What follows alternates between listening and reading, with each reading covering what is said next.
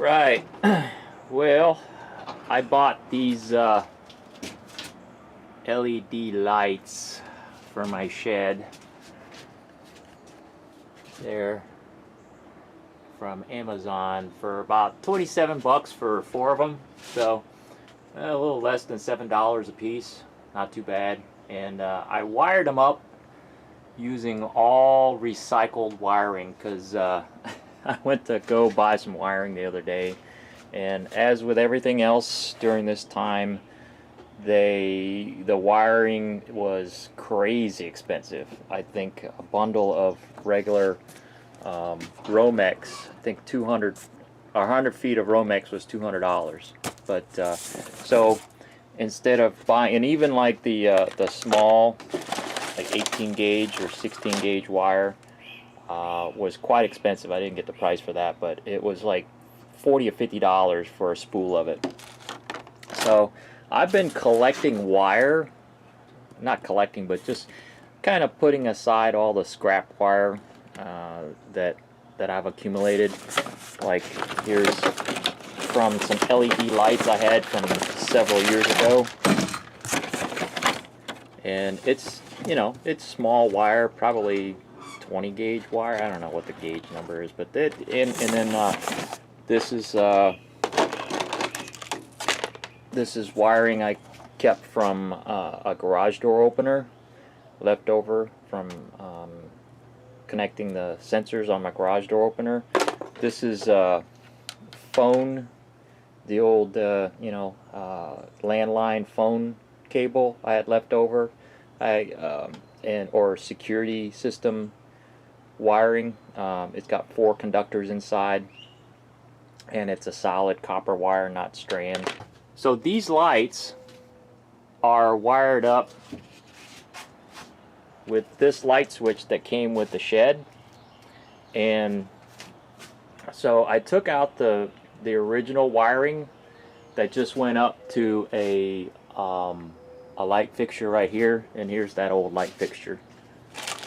But it was 110 house current, and I didn't want to run wire to the shed from the house because, like I said, the wire was like 200 bucks for 100 feet of it. So I decided to put in a solar charging system, and that's on a different video, and ran DC lights, these direct current LED lights. So what I did was I used my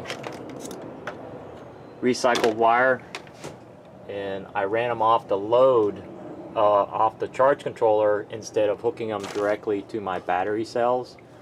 I've got my motion sensor lights hooked up to the battery because I didn't want them to shut down because of low voltage, which is programmed into the charge controller. But these lights in here, I want them running off the charge controller in case I forgot to turn the lights off, which I probably shouldn't forget, but you know, it happens. And so what it'll do is it'll actually turn off the lights automatically when the batteries get below a certain point, but there'll still be enough juice to run my motion sensors from the car batteries. But you guys can learn more about charge controllers and all that stuff later. But how I wired them up, I'm not gonna make you I didn't record any of it because it's honestly kind of boring, but I'll just show you the routing. So it goes from the charge controller right here, and I actually painted the positive wire red just to remind myself which is which. And so I ran it up there. I did my cable management. Got little clamps, little screw-on clamps there. Ran them along the roof ridge line there, and I had to get kind of creative. So I spliced them into the phone wire to connect them, because the wires that came with these lights are pretty frail. I think they're like 3 or 4 strands of really like hair, as thick as hair wires. They're the I hate this phrase, but you can see the shrink wrap I put around the wiring there. And I ran the positive side all the way up there, and then I had to splice in. I ran out of phone cable wire all the way in to another piece of wire that I scrounged from somewhere else, and that orange line, no, I'm sorry, the brown line. So right there, I splice in the kind of tan or grayish phone wire into the brown phone wire and carried. No, you know what? That brown wire is actually from an old garage door opener sensor. So yeah, all different types. So, and I twisted all the conductors together. So that's actually just one conductor.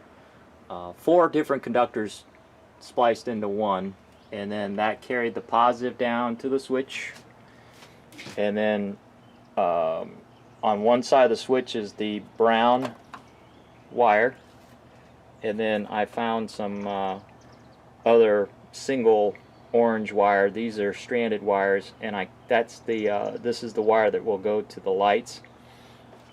So it goes back up, the orange wire goes back up